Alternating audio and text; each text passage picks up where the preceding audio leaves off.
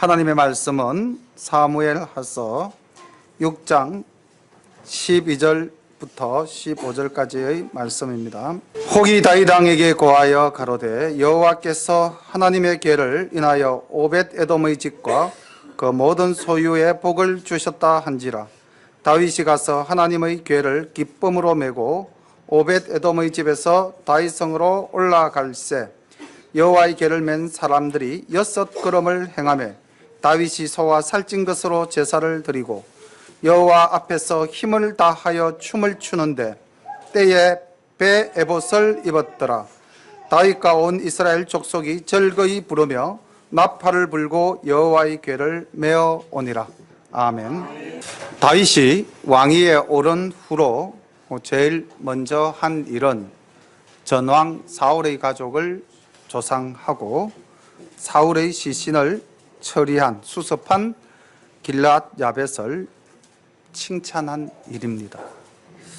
그리고 이제 주변의 적들을 어느 정도 제압하고 왕권이 안정되어져 갈 때 다윗은 하나님을 생각하게 됩니다. 보통 사람들이 자기의 주변이 정리되고 자신의 일이 안정되어지면은 그 모든 것들이 나의 힘으로 된 것이다 라고 생각하고 자고하기 쉬운데 다윗은 신앙을 바탕으로 하나님을 생각하고 하나님의 일을 생각하게 됩니다. 오늘 오전에 살펴볼 말씀은 이제 다윗이 영적으로 얼마나 하나님께 나아가는 자였던가 하는 것을 사무엘하서 6장과 7장 말씀을 바탕으로 살펴보도록 하겠습니다. 6장 1절부터 본문을 보시겠습니다. 다윗이 이스라엘에서 뺀 무리 3만을 다시 모으고 일어나서 그 함께 있는 모든 사람으로 더불어 바알레 유다로 가서 거기서 하나님의 궤를 메어 오려 하니 그 궤는 그룹들 사이에 자정하신 만군의 여호와의 이름으로 이름하는 것이라. 저희가 하나님의 궤를 새 수레에 싣고 산에 있는 아비나답의 집에서 나오는데 아비나답의 아들 우사와 아효가 그 새 수레를 모니라. 저희가 산에 있는 아비나답의 집에서 하나님의 궤를 싣고 나올 때에 아효는 궤 앞에서 행하고 다윗과 이스라엘 온 족속이 잣나무로 만든 여러 가지 악기와 수건과 비파와 소고와 양금과 재금으로 여호와 앞에서 주악하더라. 저희가 나곤의 타작 마당에 이르러서는 소들이 띠므로 우사가 손을 들어 하나님의 궤를 붙들었더니 여호와 하나님이 우사의 잘못함을 인하여 진노하사 저를 그곳에서 치시니 저가 거기 하나님의 궤 곁에서 죽으니라. 여호와께서 우사를 충동하심으로 다윗이 분하여 그곳을 베레스 우사라 칭하니 그 이름이 오늘까지 이르니라. 다윗이 그날에 여호와를 두려워하여 가로되 여호와의 궤가 어찌 내게로 오리요 하고 여호와의 궤를 옮겨 다윗성 자기에게로 메어가기를 절개하지 아니하고 치우쳐 가드 사람 오벳 에돔의 집으로 메어간지라.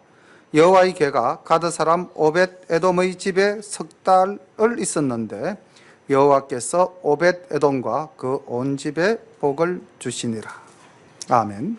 자, 지금 이제 다윗이 하나님의 궤, 언약궤를 예루살렘 성으로 옮기기 위해서 이스라엘 백성들을 불러 모으고 그다음 그 불러 모은 사람들 중에서 3만 명을 뽑아서 이제 궤를 옮기러 갑니다. 그런데 이 궤를 옮기는데 과연 3만 명이라는 숫자가 필요했을까요? 그건 아니겠죠. 이 궤가 있었던 곳이 블레셋과 이스라엘의 접경 지역이었습니다. 그래서 하나님의 궤를 옮기는 가운데 혹시 블레셋이 침공을 하면 그것을 막기 위한 군대로 이제 준비를 시킨 것이겠죠. 다윗이 이 언약궤를 예루살렘으로 옮기려고 한 목적이 여러 가지가 있었는데 첫 번째는 그 순수한 다윗의 신앙심이라고 보는 것이 옳겠습니다. 어쨌든 하나님의 궤가 이제 왕궁 가까이로 오면 곧 그것이 내가 하나님 가까이로 다가가는 것으로 생각하고, 또 하나는 이스라엘이 하나님의 말씀을 떠나 살고 이스라엘이 하나님 앞에서 분열되어져 있었죠. 남북으로 오랜 기간 동안 전쟁을 하지 않았습니까? 그래서 하나님의 괴를 통해서, 순수한 신학 회복을 통해서 모든 백성이 하나가 되는 그러한 민족 대단결의 결속을 촉구하는 그러한 의미도 가지고 있었을 것으로 봅니다. 그래서 역대상 13장 5절에는 이 부분을 이렇게 기록하고 있습니다. 이에 다윗이 애굽의 시올 시내로부터 하맛 어기까지 온 이스라엘을 불러 모으고 기럇 야림에서부터 하나님의 궤를 메어 오고자 할세. 그러니까 이스라엘의 모든 백성을 다 모아서 하나님의 궤를 예루살렘 성으로 옮기려고 한 것은 순수한 신앙과 또 이스라엘의 하나됨을 바라는 그러한 목적성을 가지고 있었습니다. 그런데 문제는 이 궤를 가지고 옵니까? 못 가지고 옵니까? 왜 못 가지고 왔을까요? 우사를 충동해서 우사가 죽어서 못 가지고 왔습니까? 이제 그건 하나의 결과였죠. 근데 애초에 그 원인을 살펴봐야 되죠. 자, 궤를 옮기는데 우리는 성경을 많이 공부를 했기 때문에 구약을 이렇게 좀 어느 정도 깨고 있지 않습니까? 이제 과거로 돌아가면 됩니다. 이 말씀만 가지고선 도저히 알 수가 없죠. 근데 과거로 돌아가면은 하나님께서 언약궤를 주시고 회막을 주시고 모세에게 이 모든 것을 줄 때 각 그 레위 지파에게 역할을 맡겼어요. 고핫, 머라리 이렇게 맡겼지 않습니까? 그때 하나님께서는 고핫 자손에게 소와 수레를 줄 때 고핫 자손에게는 소와 수레를 안 줬어요. 그렇죠? 기억나시죠? 제가 기억이 안 나면은 민수기 4장 1절부터 15절까지 한번 읽어보시면은 거기에 대한 대답이 나옵니다. 그리고 민수기 7장 9절에 보면은 이렇게 기록되어 있어요. 고핫 자손에게는 이제 소와 수레를 주지 아니하였으니 그들의 성소의 직임은 그 어깨로 매는 일을 하는 까닭이었더라.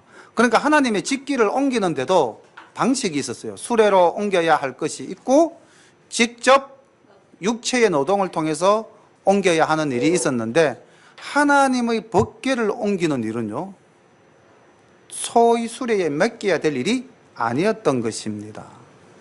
자, 그렇다면은 다윗은 선한 의도로 조금도 불의한 생각이 없습니다. 온전한 믿음으로 또 하나님의 일을, 하나님을 기쁘시게 하려고 했어요. 그렇죠? 근데 문제는 다윗에게 무엇이 없었다는 겁니까? 이때 당시만 하더라도 하나님의 말씀을 아는 지식이 부족했던 것입니다. 그래서 본의 아니게 실수하고 죄를 범하게 된 것이죠. 그로 말미암아 누가 죽게 됩니까? 우사라는 그 법궤를 옮기는 일을 담당했던 자가 죽게 되는 결과를 가지고 오게 됩니다. 그러니까 우리가 여기서 얻을 교훈이 뭡니까?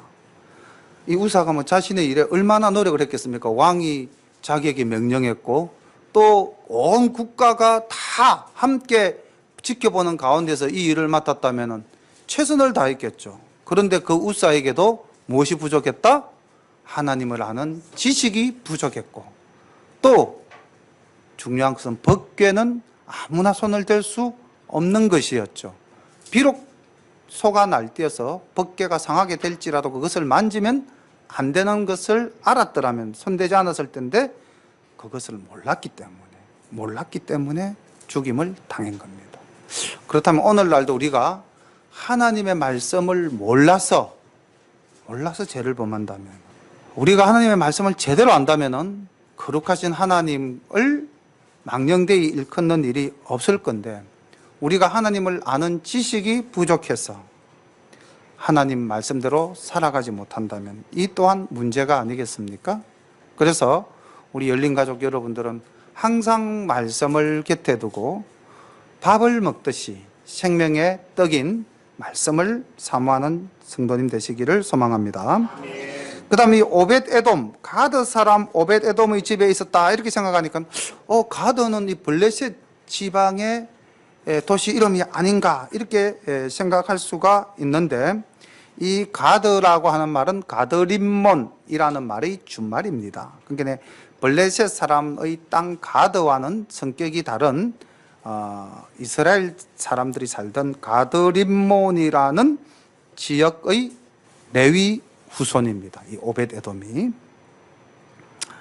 역대상 26장 1절부터 5절에 보면은 이 오벳에돔의 지방과 그 받은 복에 대한 상세한 설명이 나와 있습니다. 역대상 26장 1절 보면은 이 오벳에돔이 레위 지파 고핫의 후손이고 예루살렘 성의 문지기로 지냈으며 단 지파의 땅 가드림몬에서 출생했다는 것을 정보를 일러주고 있습니다. 자, 하나님의 법궤가 그 집에 석 달을 거하는 동안 그는 온 집안이 복을 받았다. 이 말씀이 힘이 되지 않습니까? 우리 각 집안에 성경책 다 있죠? 그러므로 각 집안에 하나님의 말씀이 있습니까? 없습니까? 있죠. 그러므로 여러분들 온 집안이 복을 받기를 바랍니다. 자, 그럼 말씀만 우리 집에 있다고 복을 받느냐? 그럼 미신이 되겠죠? 예, 그런 미신이 됩니다. 우리 집에는 성경책을 신주단지 모시듯이 잘 모셔놨으니까 복을 받을 것이다. 이렇게 생각하시면 절대 안 됩니다. 말씀은 어디에 있어야 됩니까? 예, 말씀을 내 마음속에 있어야 되고, 내가 말씀을 읽어서 그것을 행함에, 실천함에 하나님께서 복을 주시는 줄로 믿으시기를 바랍니다. 12절부터 봅니다. 혹이 다윗 왕에게 고하여 가로되 여호와께서 하나님의 궤를 인하여 오벳에돔의 집과 그 모든 소유에게 복을 주셨다 한지라. 다윗이 가서 하나님의 궤를 기쁨으로 메고 오벳에돔의 집에서 다윗 성으로 올라갈새 여호와의 궤를 맨 사람들이 6걸음을 행하며 다윗이 소와 살찐 것으로 제사를 드리고 여호와 앞에서 힘을 다하여 춤을 추는 때에 배 에봇을 입었더라.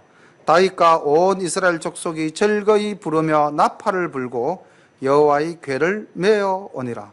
여호와의 궤가 다윗성으로 들어올 때에 사울의 딸 미갈이 창으로 내다보다가 다윗 왕이 여호와 앞에서 뛰놀며 춤추는 것을 보고 심중에 저를 업신여기니라. 여호와의 궤를 메고 들어가서 다윗이 위하여 친 장막 가운데 그 예비한 자리에 두매 다윗이 번제와 화목제를 여호와 앞에 드리니라. 다윗이 번제와 화목제를 드리기를 마치고 만군의 여호와의 이름으로 백성에게 축복하고 모든 백성 곧 온 이스라엘 무리의 물론 남녀하고 떡 한 개와 고기 한 조각과 건포도 떡 한 덩이씩 나눠주매 모든 백성이 각기 집으로 돌아가니라. 이제 예루살렘으로 언약궤가 안치되어지고 옮겨지는 장면을 12절부터 19절까지의 말씀으로 살펴보았는데, 첫 번째 언약궤를 옮길 때와는 상황이 조금 달라져 있음을 볼 수가 있죠. 첫 번째는 어디에? 새로 수레를 만들어서 수레에 싣고 왔죠. 근데 이번에는요, 직접 메고 왔다고 기록되어져 있죠. 아마 누군가가, 아마 제 생각에는 선지자 나단이지 않을까 싶은데요, 하나님의 말씀을 아는 사람이 다윗을 깨우쳐서 법궤 옮기는 방법을 가르쳐 줬을 것 같습니다. 우리가 여기서 말씀을 아는 기쁨, 말씀으로 인해서 복 받는 자의 기쁨을 다윗을 통해서 우리가 한번 볼 수가 있어요. 다윗이 왕이지 않습니까? 근데 이 다윗이 지금 주님의 그 법궤를 맞이하는 그 현장에 무엇을 입고 나갔다고 기록되어 있습니까? 베옷을 입고 갔다고 되어 있죠. 그럼 베옷은 왕이 입는 옷일까요? 아니면은 평민들이 입는 옷일까요? 네, 왕은 왕의 옷을 입었겠죠, 그죠? 근데 왕의 옷을 벗고 베옷을 입고 나가요. 그러니까 우리가 그 요한계시록에 보면은 주님이 오실 때 우리는 무슨 옷을 입고 나간다고 기록되어 있습니까? 흰 세마포, 그렇죠? 요 에봇과 비슷한 성격의 옷입니다. 그러니까 신자로서의 순결함, 하나님을 믿는 백성으로서의 그 순결한 모습으로 다윗이 나아갔다는 겁니다. 다시 말하면 왕의 권위를 버렸다는 것입니다. 쉽지 않죠? 우리가 가진 지위나 명예나 재물을 다 내려놓고 말씀 앞에 겸손히 선다. 오늘 우리 여기 앉아 계셔서 함께 예배드리는 우리 모두가 처한 상황이 다 다르잖아요. 그런데 하나님 앞에서는 어떻습니까? 그 다른 것들 다 내려놓고 오직 우리는 하나님의 자녀라는 그 하나로 이 자리에 모여서 예배를 드리죠. 그렇죠? 다윗도 동일한 마음으로 내가 왕이라는 것을 내려놓고 하나님의 말씀이 이 예루살렘 성에 들어오는 것을 기뻐함으로 나아갔다는 거예요. 그리고 그 마음이 또 어떠한 마음이었느냐? 하나님 앞에서 다윗은 성인도 아니었고요, 왕도 아니었고요, 용사도 아니었습니다. 하나님 앞에서 그저 순수한 아이와 같은 존재였습니다. 주님도 제자들에게 그렇게 말씀하시지 않았습니까? 이 아이와 같지 않고서는 결단코 하나님 나라에 갈 수가 없다. 지금 우리 저 뒤에 룰이나 예빈이나 우빈이나 뭐 이런 아주 진짜 어린 아이들, 순수한 아이들, 그리고 우리 또 초등학생, 중학생과 같은 청소년들, 이런 어린이들이 있는데 이들의 마음이 제일 아름답습니다. 좋으면 좋다, 맛있으면 맛있다, 가식이 없잖아요. 그렇죠? 예, 가식이 없습니다. 뭐 거짓으로 위장하지도 않습니다. 다윗이 그 기쁨을 가식 없이, 위장 없이 순수한 마음 그대로 그냥 나가서 춤을 췄어요. 우리는 이게 잘 됩니까? 안 됩니까? 솔직히 터놓고만 말해봅시다. 잘 됩니까? 잘 안 되죠. 뭔가 내 체면이 있고 내 위신이 있고 내 주의가 있고 그 자기를 먼저 생각하잖아요. 하나님 앞에서 하나님이 기뻐하실까 보다는 내가 이래도 되나? 이게 먼저, 내 이성이 먼저 작동을 하는 거죠. 이성이 작동을 하니까 무엇이 힘을 잃습니까? 믿음이 힘을 잃게 되는 거예요. 근데 이 다윗은 왕으로서 모든 것을 권위적으로 나아갈 수 있는데 다 내려놨습니다. 이 한편에 또 다른 사람이 있습니다. 누가 있습니까? 다윗과 정반대의 위치에 있는 사람이 한 사람 보였죠? 보셨습니까? 저 위에 창문 위에 한 사람 이렇게 밑을 내려다보는 사람 보입니까? 누구죠, 이름이? 미갈입니다. 미갈의 아버지가 누구죠? 사울이었죠. 사울의 직책이 뭐였습니까? 왕. 그럼 미갈은 뭐였습니까? 공주. 정말 잘하시네요. 어쩜 이렇게 뭐 모르는 게 없으셔요. 미갈은 공주 출신입니다. 그리고 미갈은 사울의 딸이었어요. 요걸 이제 우리가 조금 염두에 두십시오. 그러면은 사울 왕의 딸 공주인 미갈은 하나님의 법궤가 예루살렘 성전으로 들어올 때에 그 사람은 어떤 위치에 있었습니까? 그리고 또 좀 현재의 위치가 어디입니까? 현재의 위치가 이 사람의 현재 직분 왕비. 그렇죠. 다윗의 아내니까 왕비잖아요. 그 현재 직분 왕비, 과거 공주, 뭐 이제 이런 사람. 이 사람에 대한 이야기가 20절부터 조금 더 나옵니다. 한번 보겠습니다. 다윗이 자기 가족에게 축복하러 돌아오매 사울의 딸 미갈이 나와서 다윗을 맞으며 가로되 이스라엘 왕이 오늘날 어떻게 영화로우신지 방탕한 자가 염치 없이 자기의 몸을 드러내는 것처럼 오늘날 그 신복의 계집종의 눈앞에서 몸을 드러내셨도다. 다윗이 미갈에게 이르되 이는 여호와 앞에서 한 것이니라. 저가 내 아비와 그 온 집을 버리시고 나를 택하사 나로 여호와의 백성 이스라엘의 주권자로 삼으셨으니 내가 여호와 앞에서 뛰놀리라. 내가 이보다 더 낮아졌어 스스로 천하게 보일지라도 내가 말한 바 계집종에게는 내가 높임을 받으리라 한지라. 그러므로 사울의 딸 미갈이 죽는 날까지 자식이 없으니라. 자, 그럼 이제 이 미갈의 모습에다가 한번 포커스를 맞춰 볼게요. 다윗은 모든 것을 다 내려놓고 하나님 앞에서 순수하게 법궤가 들어오는 것을 기뻐하였는데 그것을 남편이 나가면 아내가 따라가야 되잖아요. 근데 일단 따라 나가지도 않았습니다. 않고 자기는 자기 처소에서 궁성 높은 데서 이제 밑을 내다보는 거죠. 보면서 남편을 탁 보니까 남편 하는 게 영락 없는 철부지 아이 같거든요. 그래서 그가 어떻게 생각했습니까? 16절에 보니까 맨 마지막 구절에 뭐라고 그렇게 돼 있어요? 심중에 저를 업신여겼다. 자, 이 아내의 마음속에 남편을 업신여겼다. 혹시 우리 여기 아내 되시는 여러분들 남편을 혹시 업신여기신 적이 있으십니까? 그럴 수도 있겠죠. 살다 보면은. 그러나 우리가 이제 하나님의 말씀을 잘 아신다면은 물론 남편도 아내를 존중해야 됩니다. 또 아내도 남편을 존중해야 됩니다. 예수 믿는 사람은 서로 존중함으로써 우리가 세상에 무엇이죠? 빛과 소금입니다. 세상 모든 사람을 비추는 존재고 세상 모든 사람에게 맛을 내는 존재죠. 그래서 그런 우리의 성도된 본연의 자체를 잘 지켜나가야 할 것입니다. 업신여겼어요.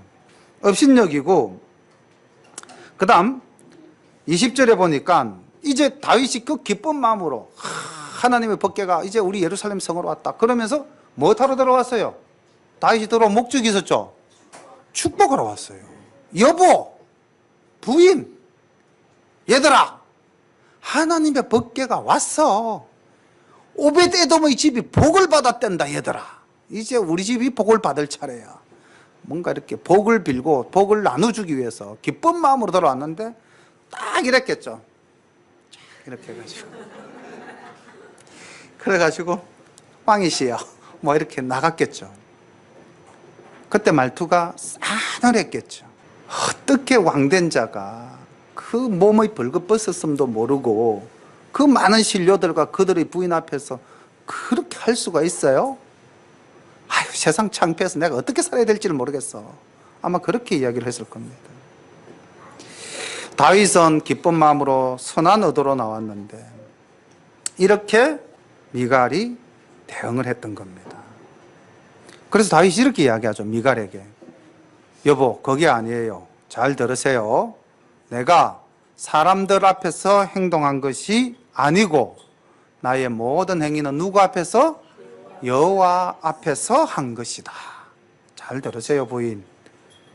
내가 당신 보기에는 한없이 유치해 보였을는지 모르지만은 우리 아버지 하나님께서 보실 때는 기뻐하시는 모습이었을 것이요. 내가 말이요, 하나님 앞에서는 이보다도 더 낮아지고 이보다도 더 천하게 될 수도 있어요. 누구 앞에서? 하나님 앞에서. 우리 여기서 교훈 하나 받읍시다. 하나님 앞에서 나를 내려놓는 이 믿음이 있어야 됩니다. 내 자존심을 버려야 됩니다. 저도 이게 잘 안 됩니다. 솔직하게 말씀드리면 저도 이게 잘 안 돼요. 그래서 끊임없이 싸웁니다. 행동해놓고 뭐 내가 너무 또 비굴한 것이 아니었던가 그럴 때가 있고요. 또 어떨 때는 내가 좀 더 겸손해져야 되는데 왜 그렇게 내가 교만했던가 막 극과 극으로 오갑니다. 감정이. 뭐 이러면 이렇게 해서 내가 잘못했나, 저렇게 하면 저렇게 해서 내가 잘못했나. 중심을 못 잡고 있는 거예요. 제 자신이. 우리가 세상을 살면서 그렇게 사는 것 같습니다. 중심을 못 잡고 어떨 때는 교만했다가 어떨 때는 한없이 비천해졌다가 자존감을 잃었다가. 그런데 하나님 앞에서 우리는 겸손해야 되고 하나님의 자녀들 앞에서는 겸손해야 됩니다. 우리 가족 앞에서 체면 크게 세울 것 없죠, 그죠? 가족들, 우리는 교인은 한 가족들 앞에서는 겸손하게 서로를 존중하고 배려하면서 신앙생활을 해나가야 될 것입니다. 미갈은요, 교만했습니다. 그 자신이 왕의 딸이었고 현재 왕의 아내입니다. 신분이 귀하다 보니까. 우리 전임 대통령이 제가 볼 때는 본인은 그러고 싶지 않았어도 그 본인의 환경이 자신의 성격을 만든 부분이 있을 겁니다. 그는 대통령의 딸이었습니다. 아주 어릴 때부터 청와대에서 살았어요. 모든 사람으로부터 존중만 받았습니다. 자기의 말이면 모든 것이 다 움직여졌죠. 그리고 국회의원이 되었고요. 여당의 대표가 되었고 하는 선거마다 다 이겼죠. 한 번도 실패를 경험해 보지 않았던 분입니다. 그리고 대통령이 되었어요. 그리고 그는 결혼을 하지 않았습니다. 그래서 자녀 가진 자의 마음을 잘 몰랐을 겁니다. 세월호 사태가 벌어졌을 때도 자녀를 가졌던 어머니의 마음이 그에게 있었다면 아마 그날 그렇게 하지는 않았을 겁니다. 자, 이렇게 본다면 환경이 얼마나 사람을 무섭게 지배합니까? 사울도, 아니 미갈도 그런 환경의 지배하에 성장했을 겁니다. 그리고 다윗을 사랑하고 다윗도 미갈을 사랑했지만 그들의 결혼이 정상적으로 이루어졌습니까? 아니었잖아요. 아버지가 다윗을 죽이려고 추격할 때 미갈은 다윗과 살다가 또 다른 남자에게 시집을 가는 아픔을 겪었잖아요. 그리고 또 그 남자랑 정붙이고 잘 살고 있는데 어느 날 또 아버지는 죽고 집안은 몰락하고 다윗이 왕이 되어가지고 자기를 찾는다 하니까 그 남편과 헤어져서 다윗에게로 오지 않았습니까? 어떻게 보면 비운의 여인이죠. 그런 비운의 여인이 또 하나 뭐가 없었냐? 신앙이 없었다는 겁니다. 하나님에 대한 온전한 믿음이 없었다는 거죠. 그리고 말씀이 얼마나 중요한가 그것도 모르는 사람이었습니다. 조금 객길로 한번 흘러보겠습니다. 죄송하지만 저때 제가 한번 예를 들었는지는 모르겠지만 하나님의 말씀을 안다 모른다가 인생을 얼마나 바꿀 수 있겠는가 생각해 본 적이 있거든요. 제가 군대에 있을 때 눈이 좀 안 좋아가지고 이제 한 달간 병원에 후송을 가 있었던 적이 있습니다. 그때 최인훈의 소설 겨울나그네라는 소설을 읽었는데 그때 그 나오는 주인공이 겨울나그네 집에 가서 옛날 영화로도 있고요. 소설도 있으면 한번 보십시오. 그 주인공이 저는 그 책을 읽으면서 그런 생각을 했어요. 이 사람에게 신앙이 있었다면 이렇게 끊임없이 추락했을까? 의사의 아들로서 의학도 의과대학생이었던 이 남자가 나중에 밀수꾼이 되고 미군 부대에서 물건을 빼내는 그러다가 마지막에 죽음으로 내몰리는 그러한 거기에서 거꾸로 떨어져 나가는 모습을 봤거든요. 소설 속이지만 부모에게 배신당합니다. 친구에게 배신당합니다. 애인에게 배신당합니다. 세상 모든 사람으로부터 배신당합니다. 그래서 이 사람이 마지막에 선택한 것은 죽음밖에 없었습니다. 그래서 내가 이 사람을 보면서 이 소설을 읽으면서 야, 이 세상에 믿을 거 하나도 없구나. 부모도 물론 아버지는 아들을 끝까지 믿었지만은 결국은 계모에 의해서 아들을 끝까지 책임 못 지게 되고 계모도 그렇고요. 이모도 그렇고요. 부모도 자식을 챙기지 않습니다. 자기가 모든 것을 다 줘서 아꼈던 그 친구도 결국은 자신을 배신하고 자기 아니면 못 살겠다 하던 애인도 자기를 배신하고 그 친구가 자기의 애인을 부인으로 삼는 그런 장면을 보게 되는 그런 참담한 상황에 빠졌을 때 세상에는 믿을 게 없구나. 그런 걸 느꼈습니다. 그리고 하나님을 알았더라면 하는 이런 생각이 들었어요. 이 사람에게 하나님이 있었다면 똑같은 겁니다. 박근혜 대통령에게 하나님에 대한 말씀이 있었다면 온전한 신앙이 있었다면 이 미갈에게 하나님에 대한 온전한 믿음이 있었다면 말씀이 있었다면 오늘날 우리 모두에게도 마찬가지입니다. 우리 모두의 마음속에 심령 속에 살아계신 하나님의 말씀이 있다면 과연 우리의 삶은 어떻게 변할까요? 그래서 여기 나오는 미갈의 이 참담한 모습 23절 보십시오. 사울의 딸 미갈이 죽는 날까지 자식이 없었다. 그 미갈 앞에 붙인 수식어가 뭡니까? 사울의 딸 그렇게 되어 있습니다. 이스라엘 백성들에게 사울의 딸이라는 말은 영화로운 이름일까요? 아니면 불명예스러운 이름일까요? 굉장히 불명예스러운 이름이겠죠. 그리고 여인에게 가장 참담한 벌이 뭘까요? 자식이 없는 것이었죠. 순수하고 아름다운 신앙의 소유자 다윗에게 하나님께서 어떻게 복을 주시는가?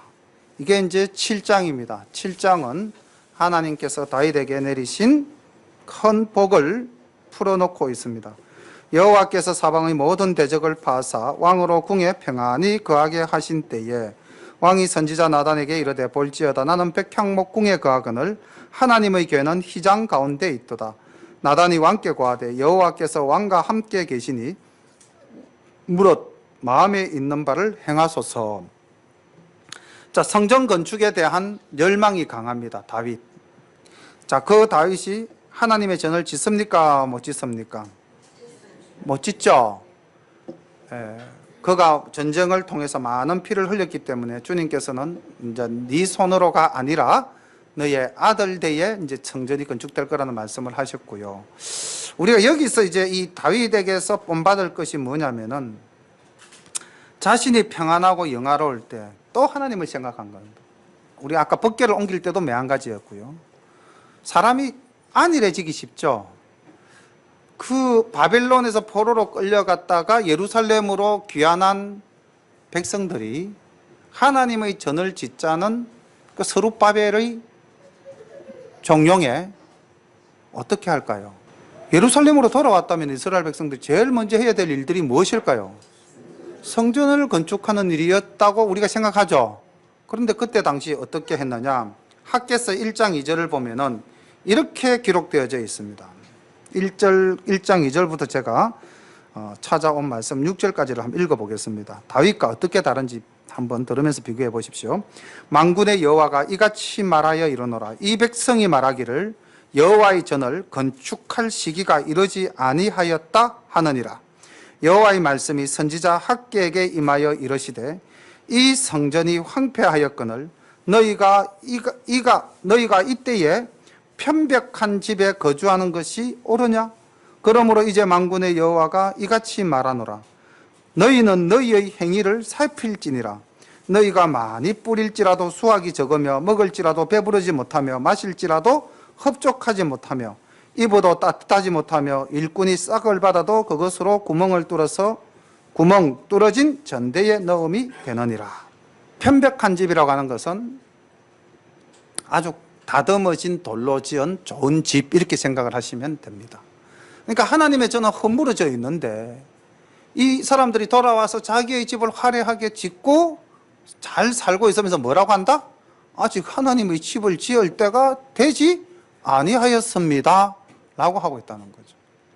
자, 오늘날 우리가 내가 해야 될 하나님의 일이 있다면은 아직 주님 제가 때가 안 됐습니다.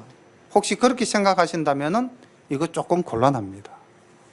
내가 해야 될 일이 있고 해야 될 사명이 있다면은 이 일에 매진하셔야 됩니다.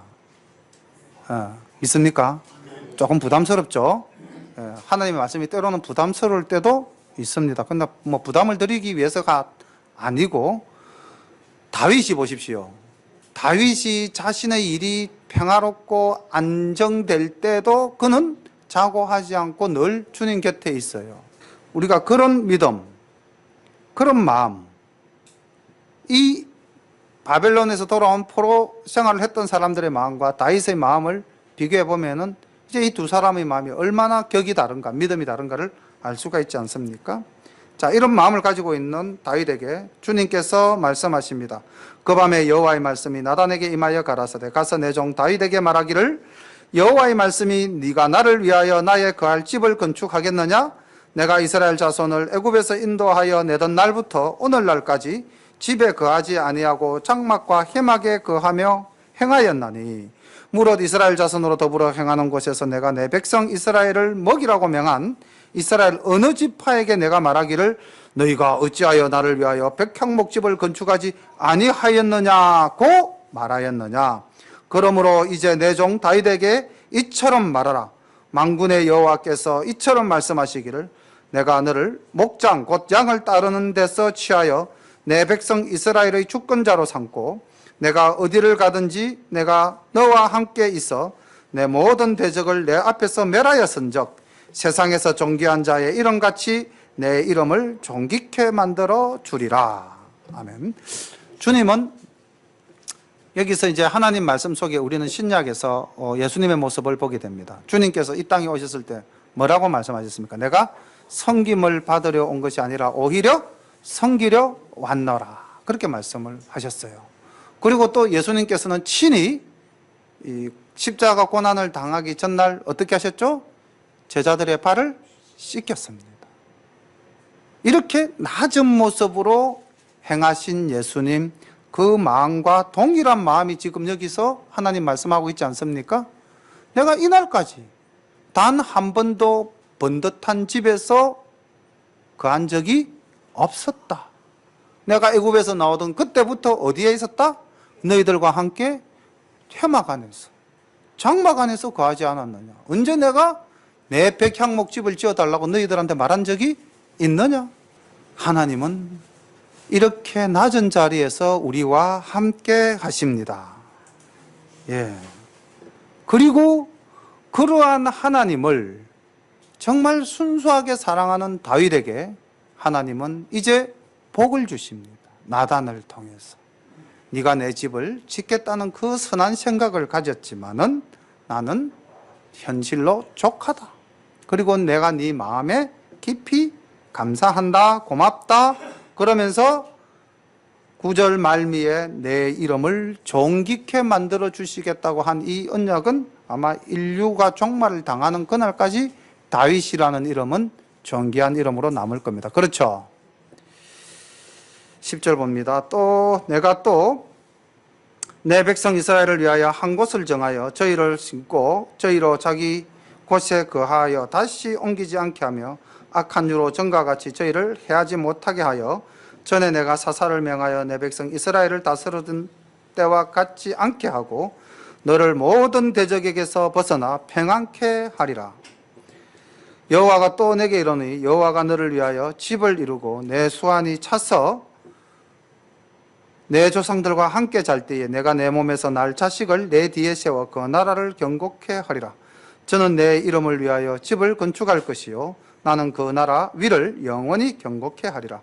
나는 그 아비가 되고 그는 내 아들이 되리니 저가 만일 죄를 범하면 내가 사람 막대기와 인생 채찍으로 징계하려니와 내가 내 앞에서 패한 사울에게서 내 은총을 빼앗은 것 같이 그에게서는 빼앗지 아니하리라. 내 집과 내 나라가 내 앞에서 영원히 보존되고 내 위가 영원히 경고하리라 하셨다 하라. 나단이 이 모든 말씀과 이 모든 묵시대로 다윗에게 고하니라.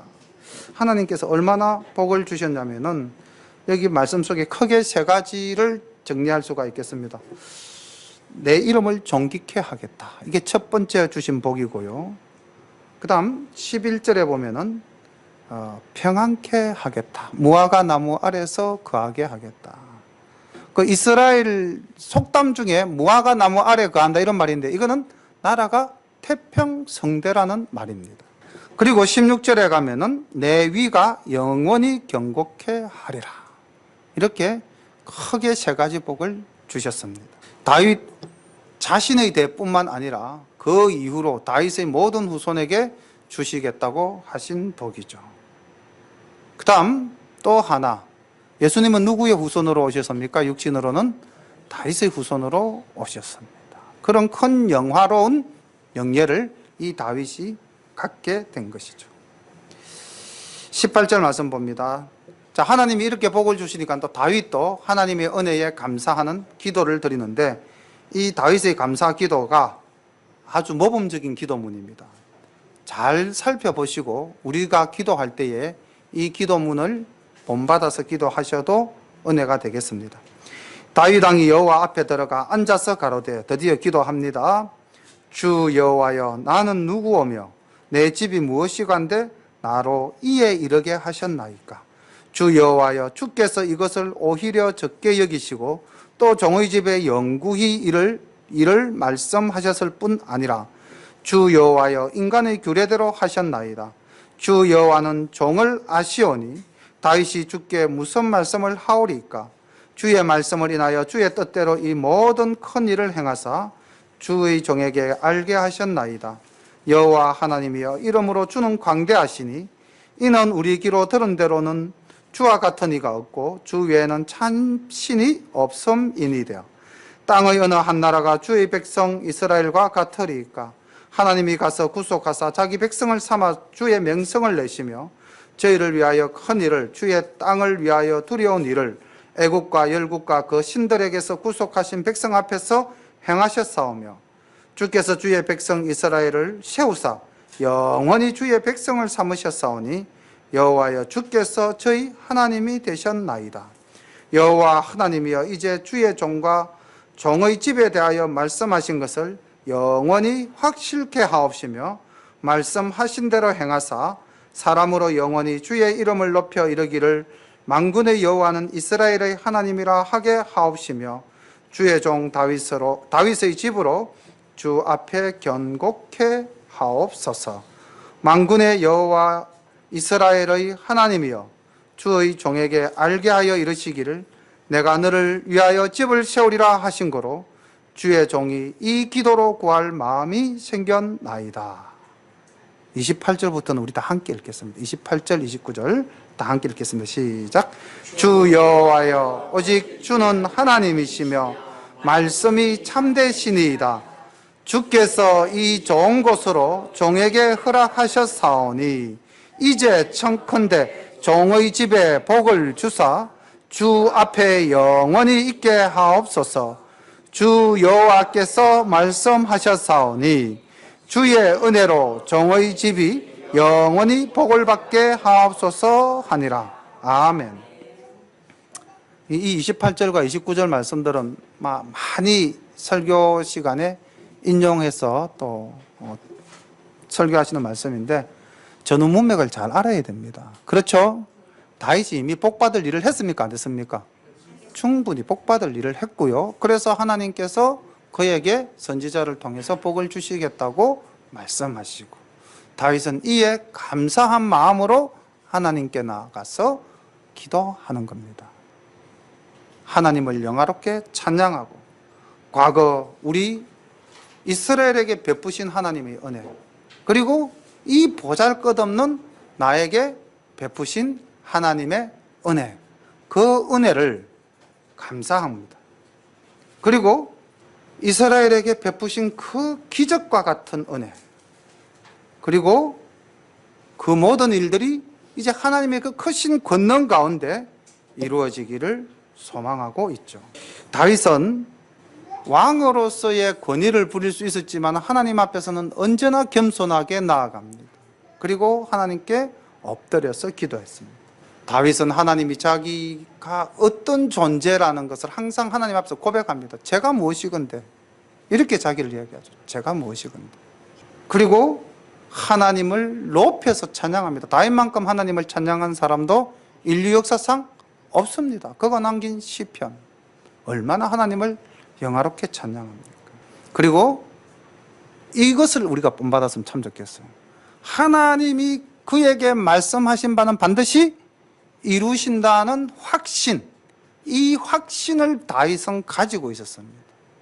우리가 조금 이 부분이 부족하지 않겠나 싶어요. 우리는 하나님께서 우리에게 너에게 이렇게 해주겠다 라고 이미 은혜를 베풀어 주셨음에도 우리에게 뭐가 없다? 확신이 없습니다.